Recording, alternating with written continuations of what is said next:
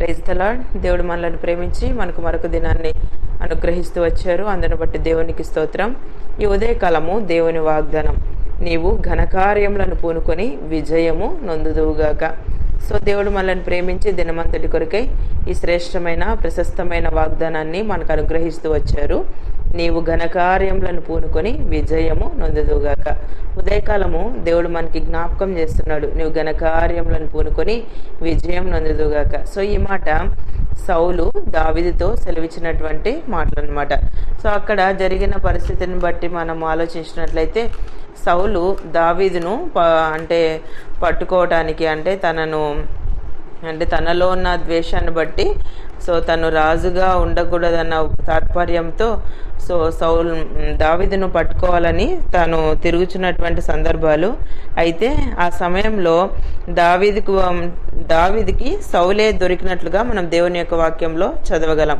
అయినప్పటికీ దావీదు దేవుని యొక్క భయమును కలిగి అక్కడ ప్రవర్తించినట్లుగా మనం దేవుని యొక్క వాక్యంలో చదవగలం. యెహోవా ఈ దినం నిన్ను నాకు అప్పగించినను, నేను యెహోవా చేత అభిషేకం నొందిన వారిని చంపనొల్లకపోయినందున ఆయన నా నీతిని నా విశ్వాసతను చూచి నాకు ప్రతిఫలము దయచేయను.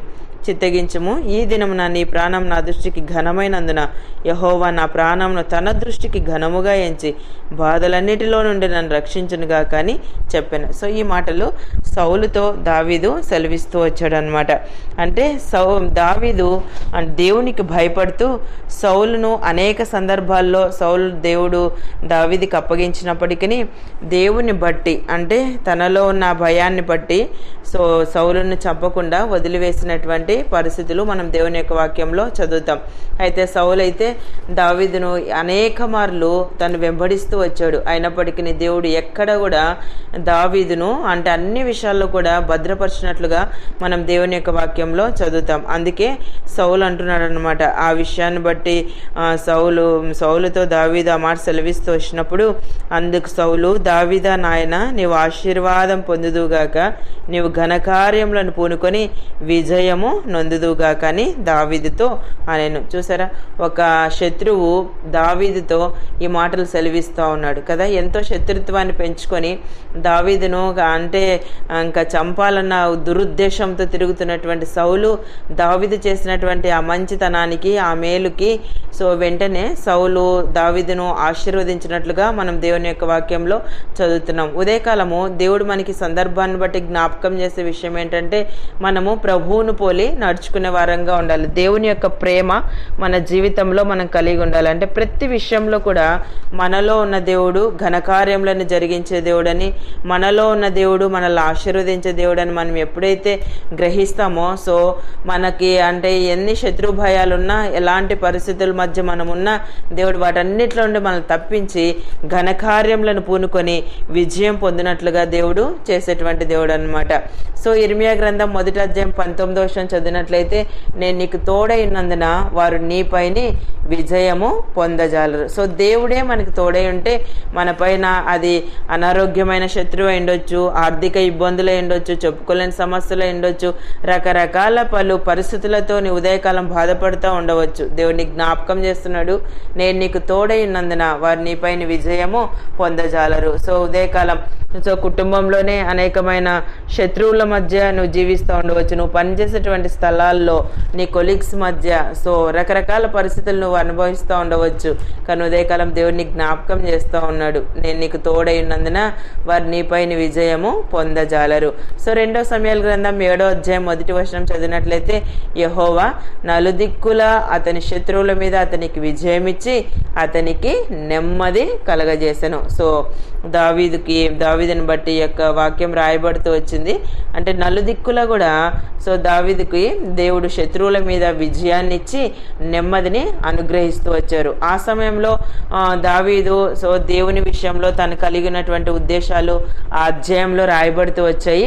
అంటే జరగబోయేటువంటి విషయాల సహితము దేవుడు నాతాను ప్రవక్త ద్వారా దావీదుకి తెలియపరిచినట్లుగా మనం అధ్యాయంలో చదవగలం.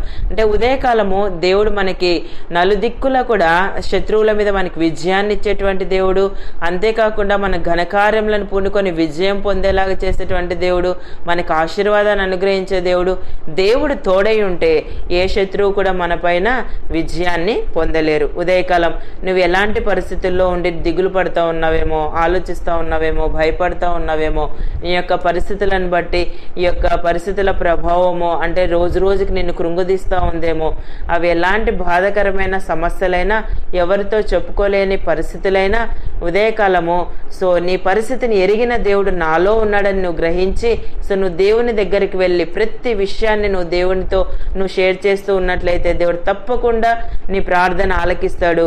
దావీదుకి విజయాన్ని అనుగ్రహించినటువంటి దేవుడు సౌలు నుండి ఉపశమనం కలిగించడం మాత్రమే కాకుండా నలుదిక్కుల శత్రువుల మీద అతనికి విజయం ఇచ్చి అతనికి నెమ్మదిని అనుగ్రహిస్తూ వచ్చాడు. ఉదయకాలం నెమ్మదిని అనుగ్రహించేటువంటి దేవుణ్ణి మనం కలిగి ఉన్నాం. మనకు తోడై ఉండే దేవుణ్ణి మనం కలిగి ఉన్నాం. ఆశీర్వాదాన్ని అనుగ్రహించే దేవుణ్ణి మనం కలిగి ఉన్నాం.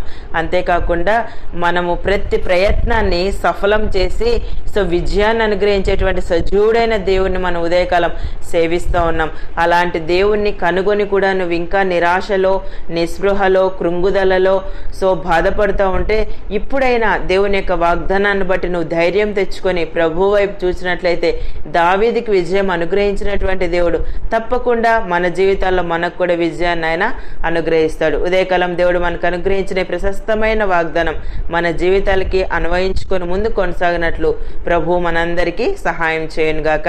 ప్రార్థన చేసుకుందాం. ప్రియమైన తండ్రి, మీకు వందనాలు. యేసయ్య, మమ్మలను ప్రేమించి మాకు అనుగ్రహించిన ఈ ప్రశస్తమైన వాగ్దానాన్ని బట్టి స్తుతిస్తున్నాను ప్రభా. నీవు ఘనకార్యములను పూనుకొని విజయం నొందుదుగాక అని సెలవిచ్చారు. ఉదయకాలం నిత్య జీవపు మాటలు వింటున్న మీ ప్రజలందరినీ కూడా జ్ఞాపకం చేసుకునండి.